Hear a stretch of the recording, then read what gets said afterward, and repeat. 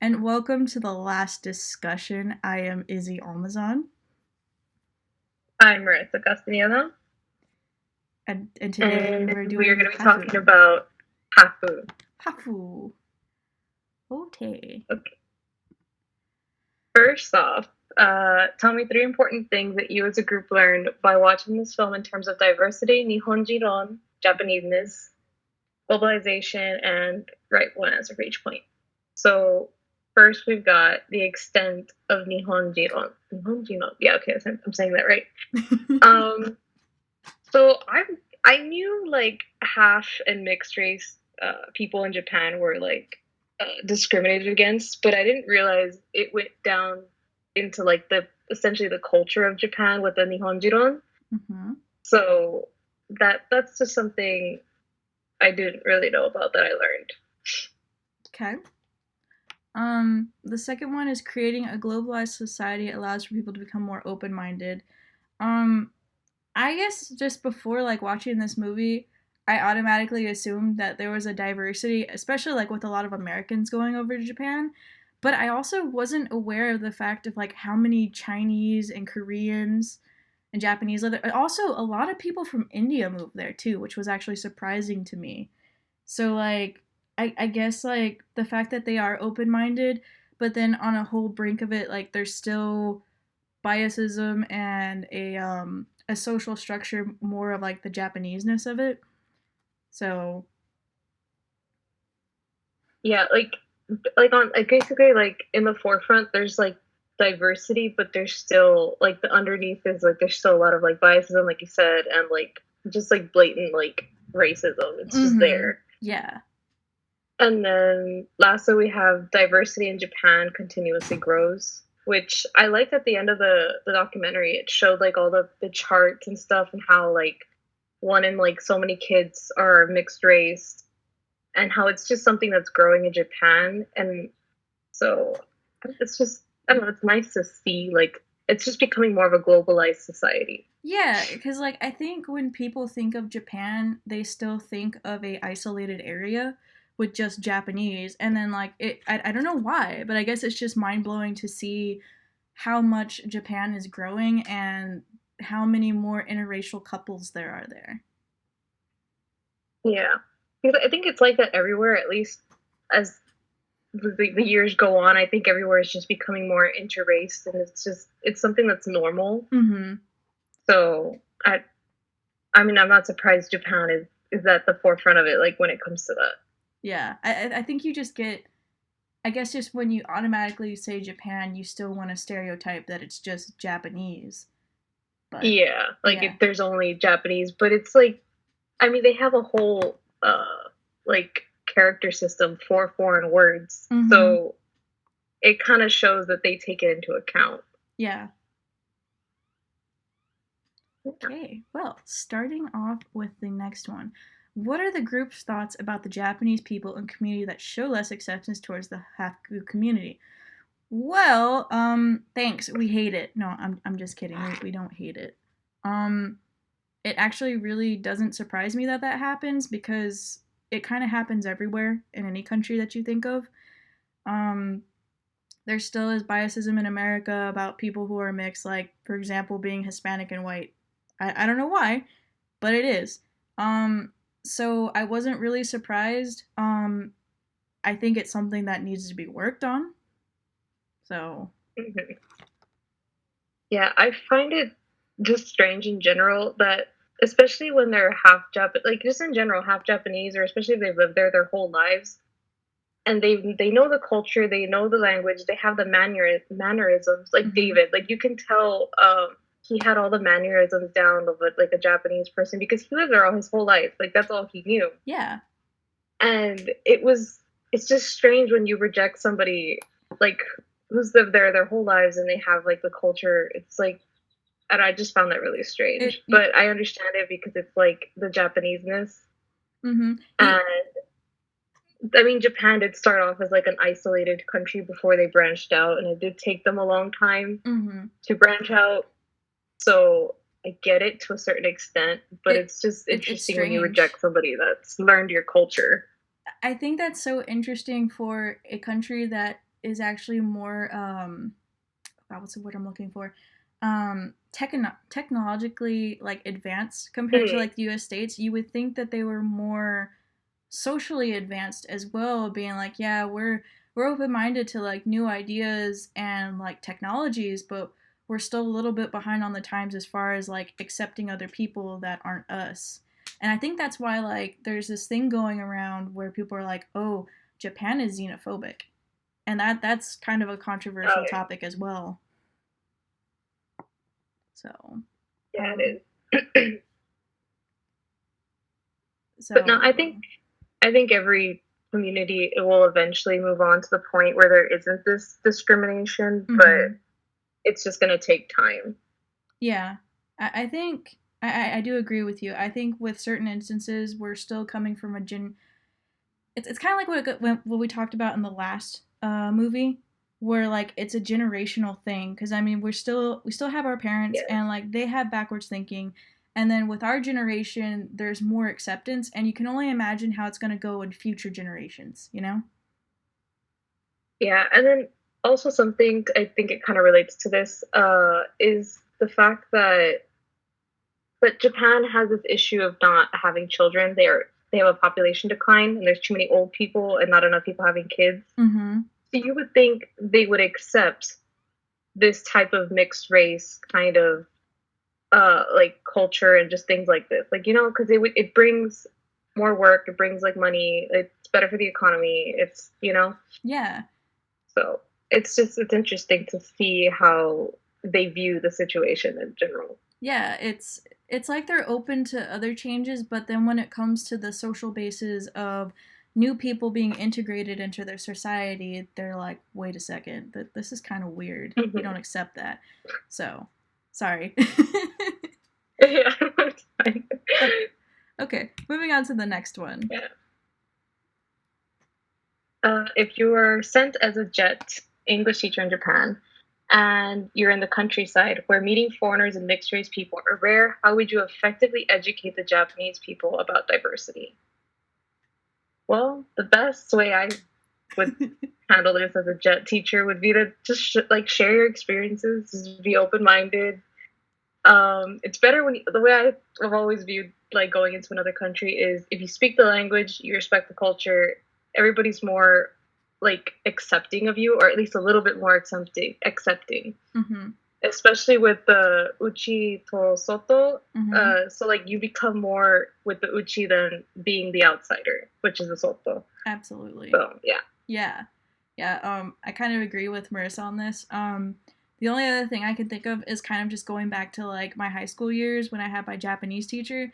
Maybe in the same way, like even though I know it's countryside and like I'm thinking like really backwards, but like you show YouTube videos of like different celebrations, whether it's like the Mexican culture celebrating the Day of the Dead, or you look into like the Chinese New Year, or maybe sharing stuff about Koreans, just anything to really get them to look at different cultures and how they view things, or stuff that's happening around the world, earthquakes in California, crisis is going on in America. I think when you can see a different country that's going through something, you're able to understand that there's something more than outside what's going on in your realm. And that's what creates such an open mind. Mhm. So, Especially in the countryside where people like it's more of like a small town than anything else, mm-hmm, rather than compared to like the bigger cities where Tokyo is. mm-hmm. Like everything's more in the know. Yeah, So yeah. yeah, I agree with that. Okay. Moving on. As a group, discuss the differences and similarities between racism in the U.S. and those in Japan. I think I'm going to first start off with the basis of what we put on here, and then maybe move on a little further. America and Japan's racisms encompasses multiple races and cultures. Yeah, there's quite a diversity in both America and Japan, but there definitely is racism, especially considering the fact that we just have dealt with like the Black Lives Matter and now the Asian Lives Matter. So Yeah. I So think those yeah. are big deals. I'm sorry. Please go. Please continue, Marissa. Oh no, no, you're fine. So actually, just to the pictures on the side. So the top picture is actually in Japan where they were having the Black Lives Matter protests. Mm-hmm. And then the bottom one was during the coronavirus, where basically Asian people were just being discriminated against and are still being discriminated against, but the ethnicity is not a virus. Yes. So yeah, just that correlated. Just wanted to explain that. So secondly, America does not have a designated language, but everybody still sees English as being the main thing. And speaking something else, sadly, in this country, you can be discriminated against. And that's seen a lot, whether it's Spanish, any sort of Asian language, just anything. People are going to tell you stuff. Oh my God. Like, so. I felt that. I really feel that every day when somebody's like, you're learning Japanese. Why? Oh my God, no. That's the conversation for another day. I'm sorry. We get into that. We're not gonna shut up. Sorry, Fukuda. Sorry. Japanese racism has a word attached to it, unlike America, HAFU. Yeah. In America, we really don't have a term. I mean, there are derogatory terms that we use towards different races, but we don't have anything about like half breeds. I mean, the only thing closest that I think I've ever heard, and especially because I'm multi-mixed, is being called a mutt. But like, I don't think anybody else really uses that. So no, but I'm not surprised that I feel like that's something you hear like in movies. Yes, but like I remember growing up and like my mom would actually call me a mutt because like I was so mixed in so many different ways. But like I said, I don't think anybody else uses it except for like the derogatory, stereotypical ones, like when you point out someone's actual race, not their multi. So yeah. And like you said, America does have a lot of derogatory terms for races, but that's crazy. So lastly, we have I got this quote from a BBC article. So it kind of just gives more in depth of how Asians are viewed in Japan. So being biracial Japanese have different experiences according to what they're mixed with. If you're mixed with white, you're more likely to get modeling contracts compared to if you're half Korean or half Black. And we see this with the HAFU documentary where Chuase, I think that's how you said her name, she had difficulty accepting the fact that she was half Korean, and it was just hidden from her whole life. Her mom never even told her. Yeah. And then she could never come out and say it because you'd be discriminated against. And I just thought that was very interesting because Korea and Japan have a lot of history together. So you'd think they would be a little more accepting with Koreans. Yeah, like that actually really caught me off guard that happened, and like especially seeing the history, you would think that they actually would have like a bond together, but like seeing that there's still a biasism against Korea, that caught me off guard. So yeah, I wasn't expecting that either, but it's just Japanese-ness, the Nihonjiron. Good old Nihonjiron. Shogunai. Yep. Alright, next one. Discuss how you can create a society without racism and summarize your discussion. Well, for me, and this might just be too cynic as a person, but unfortunately, like, you really can't fully create a realm without racism because you can't fully oppress someone into thinking that, and to think of your thinking, like, that you just can't do that. However, I truly believe, though, that the ways you can go about it is you can always practice respect and kindness towards others, making sure that you're open-minded to other cultures and customs, having like a community of people that maybe they share their education, beliefs, and values of their heritage and celebrations. That way you can understand different people's points of views. You know?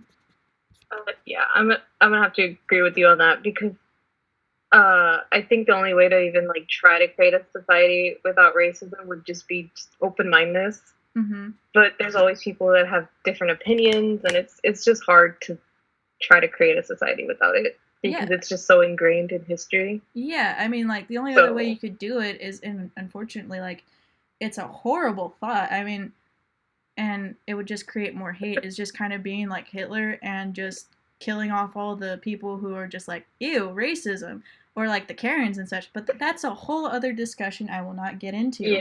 So That's a whole other type of discrimination, but it's still it. You gotta pick your poison. yeah, you really That's that's the thing of this world. You gotta pick and choose. And yeah. the So other thing I was gonna add though, and like I actually asked my dad about it, and it actually comes from a movie. I don't remember which movie, by the way, but to put it in a PG sense, the only other way you could really create a society without racism is you take each person and you kind of pair them up with some of the opposite, kind of intermixing blood and having relations to where like it's not just a white person and a white person or a black person and a black person. You have intermix, and it's mixed to the point where nobody can really hate on another person. I mean, there may be some racism of some sort, but like you can't ever be like, well, I'm not this. And it's like, well, actually, we mixed y'all quite a bit, so you can't yeah, hate. But that's also another thing where you're kind of controlling a situation which you really shouldn't, because people should have the right to choose. yes, and it could lead to other problems. Like, say you get rid of racism, there could be a hierarchy issue.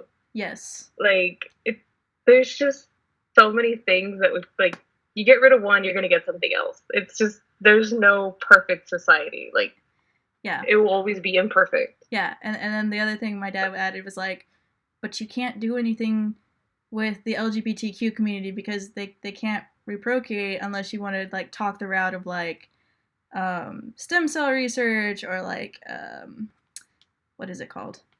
What is it called? Help me out. Hmm. What are Help. you trying to like? I don't know what you're getting at. Like surrogates. There we go. Because like Oh, surrogate. yeah, because same-sex couples can't reprocreate unless you do the following. But like yeah, like that would also be another issue with that society. So Oh, okay, yeah. yeah. But anyway, I'm sorry. Like that kind of got a little. That went from 0 to 100 really fast. But like that's pretty much where my mind went to. That's what discussion is for. That is, and I'm sorry, Fukuda. I'm sorry. Like I know that probably was not something you were looking for, and that's, you know what? I hope that you found this one a rare gem to find out compared to the rest of the groups. I really do. So That's all we hope for. that's all we can hope for. We hope our one brain cell just makes you laugh. Yeah, I hope so. You have to write that in the group discussion summary. I hope you do, Marissa. I will. I will. Okay. Okay. Do you have anything else you'd like to add? No, I think I'm good. Okay. Well, we have made it to the end. This was a really great semester. I definitely learned a lot, especially from all of these different Yeah. movies. Um, Also, if I had to add anything else, I think it's fantastic that we ended up being two people in a group to discuss these things. So, Yeah. It was fun. it really was a lot And I of really did like all the movies. Departures was my favorite, though. I will have to say Fukuda Sensei. absolutely. Like, I think like if I had to put my top three, it would have to be Departures, Sweet Bean, and Close Knit. Yep. Yeah, Yep. yeah. That's it. That was my top three. I mean, like, don't get me wrong, I love Princess Mononoke, but I think those were the top three that really made me change my perspective of certain things. And it's kind of like a life learning experience. So Yeah. yeah.